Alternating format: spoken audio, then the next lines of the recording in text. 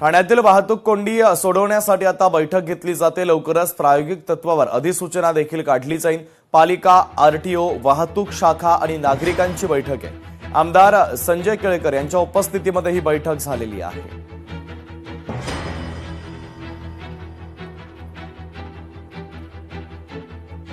आरटीओचे अधिकारी आणि महापालिकेचे अधिकारी यांना सोबत ठेवून एक बैठक आयोजित केली होती। कारण की ठाणेकरांना भेडसावणारा प्रश्न म्हणजे हा वाहतूक कोंडीचा आहे, पार्किंगचा आहे। निरनिराळ्या ठिकाणी अवैध प्रकारे त्या ठिकाणी दोन्ही बाजूने पार्किंग केलं जातं किंवा वाहतुकीमध्ये निरनिराळे जे अडथळे आहेत त्यासंबंधी खूप मोठ्या प्रमाणामध्ये ठाणेकर जे आहेत ते त्रस्त आहेत आणि त्या पार्श्वभूमीवर याच्यामध्ये सुधारणा करण्याच्या दृष्टीने ही बैठक आयोजित केली होती। राज्य सरकारचा जीपीआर 2.0 प्रशासकीय सुधारणा उपक्रम पंतप्रधान मोदी यांच्याकडून अभिनव उपक्रमाचं विशेष कौतुक करण्यात आलं। प्रशासकीय सुधारणांचा लाभ सर्वसामान्यांपर्यंत पोहोचवा, मुख्यमंत्री फडणवीसांनी आता शासकीय विभागांना सूचना दिल्या।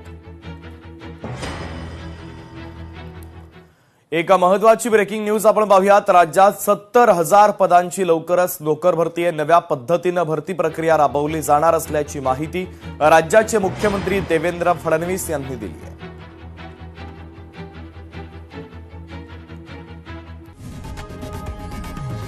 लोकशाही मराठी ऐका, पहा, जागरूक रहा।